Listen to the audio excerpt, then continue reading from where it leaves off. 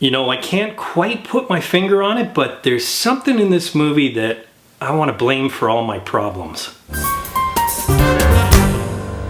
Now, this is gonna bug me, okay? It's something small, something seemingly replaceable, something that looked crazy at one point, but made a huge difference in a different blockbuster? Idiot! Tom Cruise was right under my nose. No, as much as I poke fun at the shrimp-sized Scientologist, I have a lot of respect for the guy because he's made some awesome movies lately. Okay, not The Mummy. And only the first Jack Reacher. Oh god, Night and Day was this decade, wasn't it? The point is, he's made some amazing action films. Including 4.5 Mission Impossible films. Let the debate begin.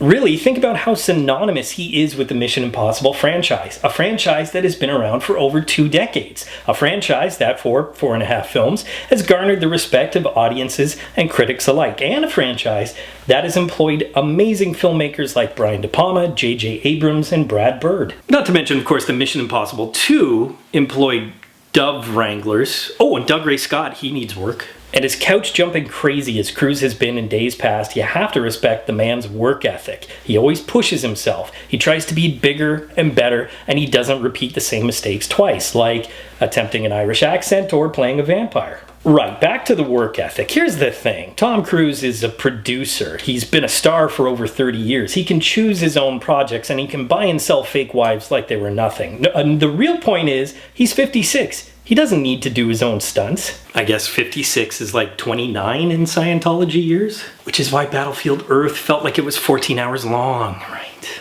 All joking aside, for now, the entire stunt team of Mission Impossible Fallout should be very proud of their work. It's visceral, it's exciting. The fight choreography, the air battle, the car chases are all things I really haven't seen in a long time, at least not done properly. And like a lot of movie fans, I went into Mission Impossible Fallout knowing that Cruise does his own stunts because he doesn't really keep that a secret. The trademark running, the flying of the helicopter, the climbing, the fighting, most of which was done on a broken ankle.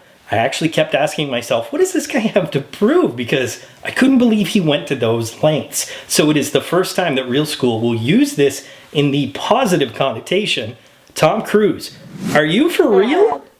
But he can't get all the credit. While Cruise has the actor-producer amalgamated credit locked up, the director-writer amalgamated credit goes to the great Christopher McQuarrie. Now, McQuarrie and Cruise have worked together half a dozen times, so they understand one another. But more importantly, they respect one another. What that means is they're a good tandem. Cruise knows he's in good hands with McQuarrie because McQuarrie can craft an excellent film. And McQuarrie can allow Cruise to risk his life seemingly over and over again. It makes for an exciting film. But much like Cruise's Jack Reacher, it's really good, but it's not perfect. McQuarrie is an excellent writer, and as writer-director, he can lay out his stories very carefully and with tremendous tact, much like he has done in previous films and as a writer has done with The Usual Suspects. So guess what?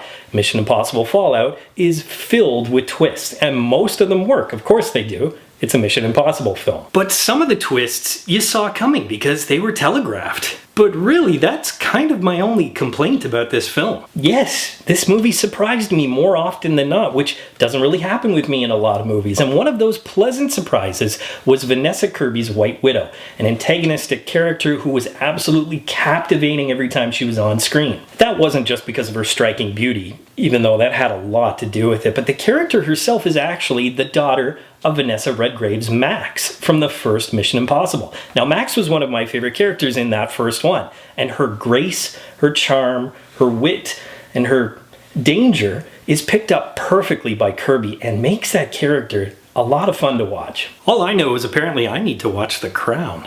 Well, it's only fair that I balance things out from British beauties to British beefcake. One of my other pleasant surprises was Henry Cavill. Now, granted, he's been in 2.5 terrible DCEU films. Let the debate begin. But has anyone ever actually blamed Cavill for those movies? At least the people who can admit that those films do deserve blame. The fact of the matter is, with Superman, The Man from U.N.C.L.E., and other action movies, you can't deny that Cavill is kind of cool. I mean, who else can pull off reloading his own fists?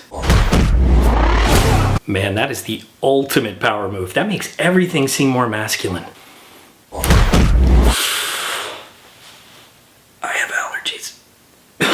I won't say too much about Henry Cavill because I don't want to spoil anything about his role, but I will say I was pleasantly surprised at how much he actually brought to this movie. In fact, there's no weak link in this film. Alec Baldwin and Angela Bassett were amazing, and Simon Pegg, Ving Rhames, and Rebecca Ferguson are the new staples for this franchise. I only have one more question, which was, where was Jeremy Renner again? It isn't a perfect film, but it is damn close. It is arguably one of the best action movies I've seen in a very long time, and also arguably the best Mission Impossible within the franchise. I hope that McQuarrie continues to get success, continues to get more and more recognition, because he deserves it, and I hope he continues to work with Tom Cruise, because Mission Impossible Fallout, like most of the movies they've made together, isn't earn it.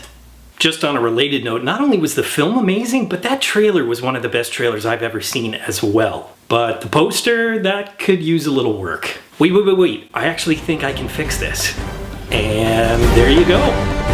Poll question, what is your favorite celebrity mustache? As always, leave your answers in the comments section below. But until next time, school's out.